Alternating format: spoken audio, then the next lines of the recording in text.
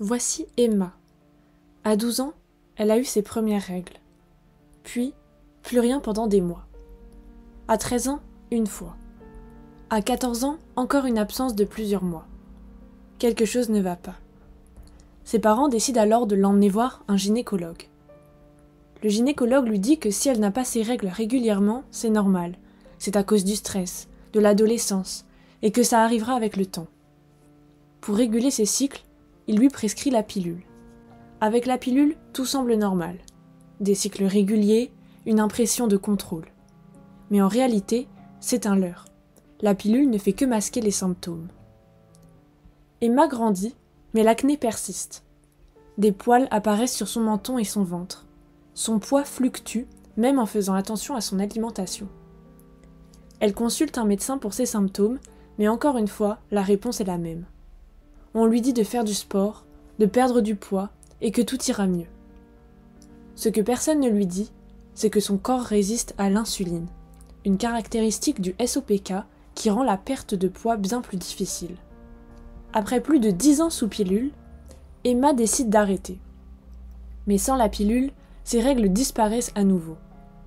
Elle souffre de douleurs abdominales et d'une fatigue écrasante.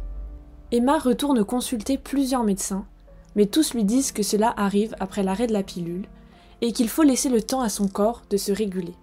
Après avoir consulté un forum en ligne et lu de nombreux témoignages d'autres femmes ayant les mêmes symptômes, elle finit par trouver elle-même une piste. Le syndrome des ovaires polykystiques ou SOPK. Aucun médecin ne lui en avait parlé avant. Emma insiste alors pour passer des examens hormonaux et une échographie.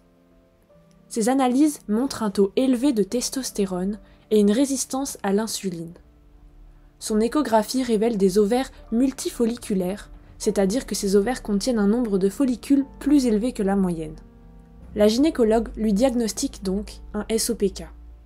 La docteure ajoute que les raisons du développement de cette maladie ne sont pas connues et qu'il n'existe pas de traitement curatif. Emma est soulagée de pouvoir enfin mettre un nom sur ses maux, mais inquiète et déconcertée car on ne lui donne aucune solution concrète, juste une liste de symptômes à gérer. Le SOPK touche une femme sur 10.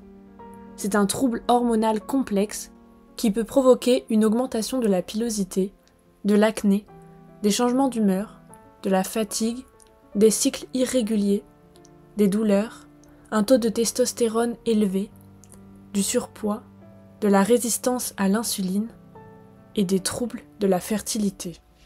Mais on en parle peu. Aucun traitement curatif n'existe. Les médecins proposent donc à Emma de reprendre la pilule, comme si masquer les symptômes allait résoudre le problème. Emma tente de reprendre le contrôle autrement. Elle adapte son alimentation, prend des compléments alimentaires spécifiques et essaye de comprendre son corps, mais ça reste un combat quotidien. Ça, c'était le parcours d'Emma. Emma n'existe pas, mais le parcours que vous venez de voir est en réalité ce à quoi font face la plupart des femmes atteintes du SOPK, c'est-à-dire environ 6 à 13% des femmes en âge de procréer, selon la World Health Organization. Jusqu'à 70% des femmes touchées ne sont toujours pas diagnostiquées dans le monde. Le SOPK n'est pas qu'un problème de règles, c'est un syndrome qui impacte toute la vie. Et pourtant, trop de médecins le minimisent. Il est temps d'en parler, de s'informer et surtout que les femmes touchées par cette maladie soient écoutées. Si vous vous reconnaissez dans ces symptômes, parlez-en, cherchez du soutien et surtout ne laissez personne minimiser votre douleur.